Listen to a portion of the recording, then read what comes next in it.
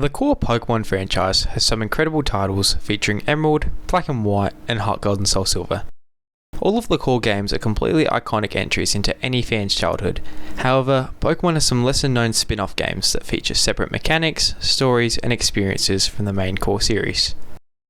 I first started playing spin-off Pokemon games with the Ranger trilogy, namely Shadows of Almia, before I discovered the semi-popular but still severely underrated Mystery Dungeon branch. The Mystery Dungeon series features a different roguelite spin on the Pokemon franchise. Rather than being a human trainer who controls Pokemon, you play as a Pokemon instead who has been mysteriously transported into a world of only Pokemon that has to go through various dungeons with different randomly generated floors, enemies, items, and occasionally bosses. I first played Red Rescue Team, but never finished it. The one that I remember most fondly, and that this video is about, is Pokemon Mystery Dungeon Explorers of Sky.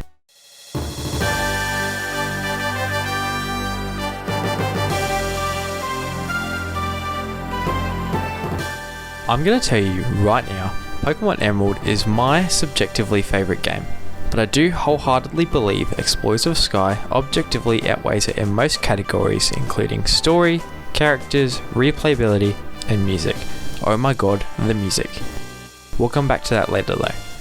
To be better than Emerald, it goes without saying that Explorers of Sky's story is phenomenal, with wonderfully well written characters, great game mechanics, as well as a literal masterpiece for a soundtrack. Let's dive a little deeper and listen to me talk about these things in a bit more depth.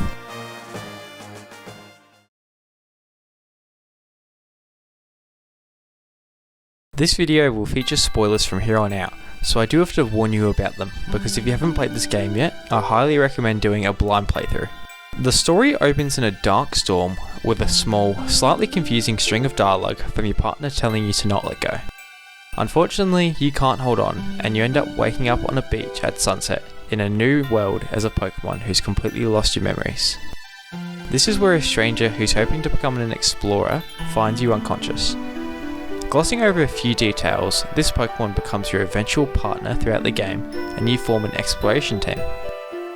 This first opening arc concludes with a very well-fitting line, and so, my playthrough characters formed an exploration team. This turned out to be their very first step into many fantastic realms of adventures that awaited their arrival. This line single-handedly excites you about what's to come, and also perfectly ties into one of the game's central themes of destiny. Throughout the rest of the story, you and your partner take on many adventures alongside the actual plot of the game. To summarise the rest of the story as best as I can, there is an antagonist named Grovyle who is stealing these powerful objects called time gears, which when taken, freeze time in that area. The exploration guild that you are a part of takes on a quest to investigate and capture Grovyle. Eventually they find Grovyle at a place called Fogbound Lake, where you and your partner are unable to catch him. When you get back to the game's hub in Treasure Town, you find out about the return of the legendary hero Dusknoir. When you meet him, he explains to you about your special ability called a Dimensional Scream, which was shown earlier in the story. Pretty much, you have visions or dreams about certain events occurring in the future and the past that help you save people amongst other things. Dusknoir promises to help you get your memories back and stop Grovyle. Anyway, I don't really want to recite the rest of the plot because it's quite long, but in short, there's a twist where the legendary hero Dusknoir is actually a villain from the future, along with you and Grovyle. Grovyle was actually your partner before you turned into a Pokemon and had a good reason for stealing the time gears.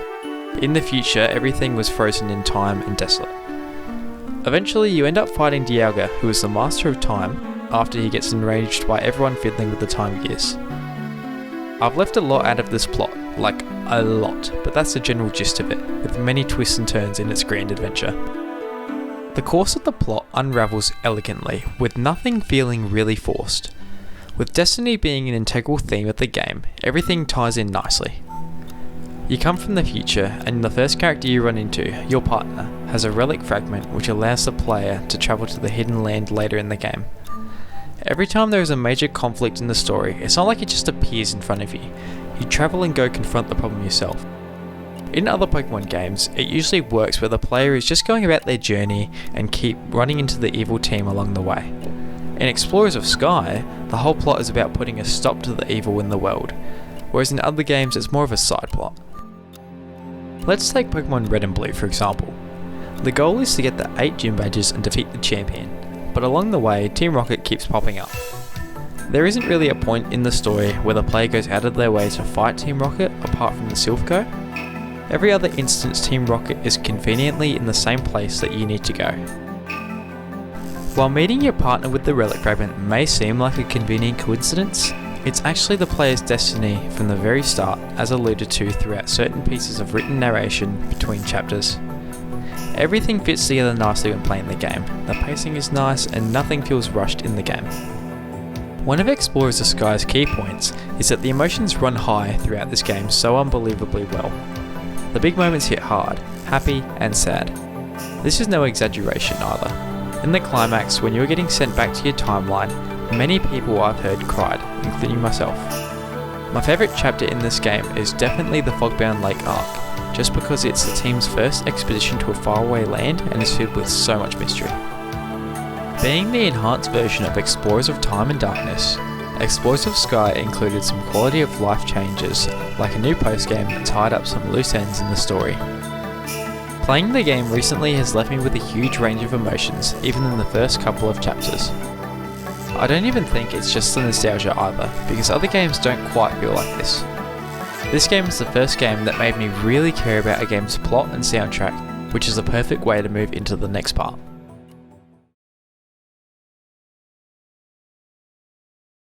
The soundtrack of any game is a crucial part in telling a game's story and really setting the mood for those moments later in the game. You know which ones I'm talking about. Explorers of Sky has one of the greatest original soundtracks I've ever listened to. The soundtrack is 6.5 hours long and features 166 original tracks, all used perfectly to set the mood and bring out these emotions. The tracks don't really have a lull either. Most games I know have starting tracks that are generally good and climactic ones fantastic, with a bunch of average ones in the middle, but in this game they're all fantastic.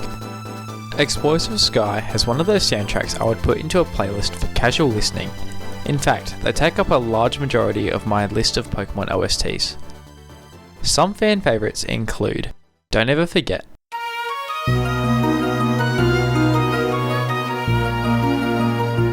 Memories Returned,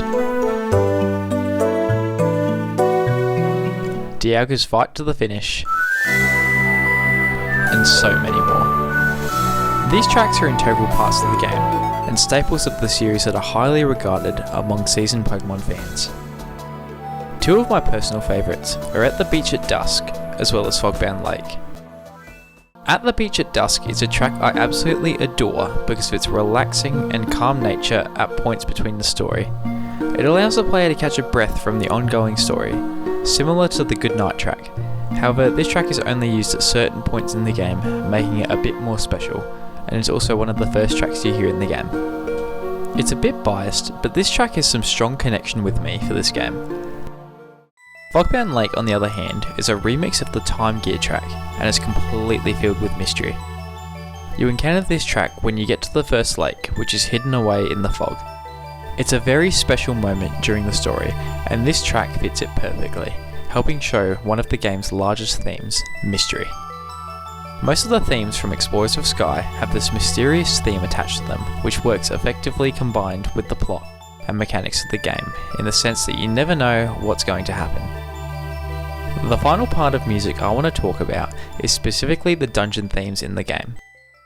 Explorers of Sky is a dungeon platformer, so you're probably going to spend at least 70% of your time actually in the dungeons. Some of these compulsory dungeons to the story have around 45 floors, so it's super important to have a track that not only encompasses the theme of that particular dungeon, but is also not repetitive or boring to listen to. Almost all of the dungeon themes in this game are designed perfectly so that they could be listened to for hours on end. Currently, I'm listening to every soundtrack in the Pokemon series so I can make a compilation of the best tracks for myself, and let me tell you, Explorers of Sky has the most tracks out of the rest by a landslide. All of these factors combined make this soundtrack one of, if not the best, in the entire Pokemon franchise. They keep you motivated and help set the mood whenever you are in the game, keeping you entertained and engaged.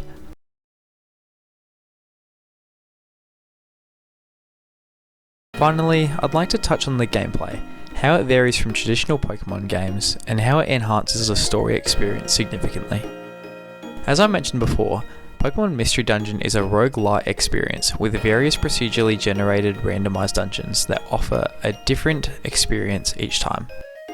I say roguelite and not roguelike because you do gain items and levels every time you complete or fail a dungeon. Each of the 89 different dungeons features various floors that you must progress through to reach the end. Early in the game, some dungeons have 3 floors, and as you progress, dungeons can have up to 45 floors by the end of the story. In the post-game, this goes up to Destiny Tower, which boasts an extensive 99 floors. The speed at which these floors are undertaken varies, and is actually pretty luck-based as well. Since they're randomly generated, you could be spawned right next to a staircase for the next floor, or you could be put on the other side of the map. The combat system is similar to core Pokemon games, featuring abilities, stat changes, and a set of 4 moves with one basic attack move. One difference is that since it's a tile-based game, moves have different ranges as well. For example, moves like Quick Attack can hit across 2 tiles, or moves like Air Cutter are area of effect which can affect the whole room. There aren't any encounters in the traditional Pokemon sense. Rather, you'll find enemies randomly on the open floor plan with levels that match the dungeon you're in. At the end of some dungeons, you'll find bosses which range in difficulty, but often have increased health points or higher levels than the rest of the dungeon. These bosses can be a singular strong Pokemon, or in the case of the endgame, could be a 2 versus 10 situation. You can increase your own team size through the recruitment of Pokemon in dungeons, which is a chance-based event. However, your maximum party size is 4. Finally, I'll touch on items before summarising the gameplay up. The game has a variety of usable and held items which include a range of berries and seeds that have different effects. These seeds are a major battle component in the game as they feature some very useful and powerful abilities.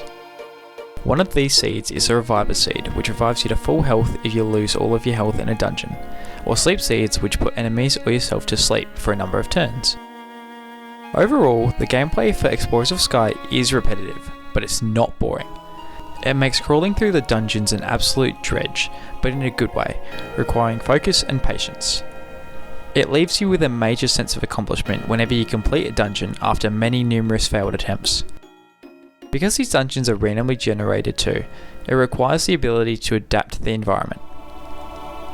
When coupled with the incredible soundtrack, going through these dungeons is a fun activity that helps the game reach its full potential. All of these factors make Explorers of Sky what it is, a definitive masterpiece. It's just one of those staple childhood games that features some of the best music and story that you'll find in a Pokemon game, and arguably in general. The story is well written, featuring some absolutely compelling characters and moments, with music that was written in such a mystically magical way that it can be listened to for hours on end. The gameplay makes it an absolute blast to play, and a timeless classic that can be replayed so many times.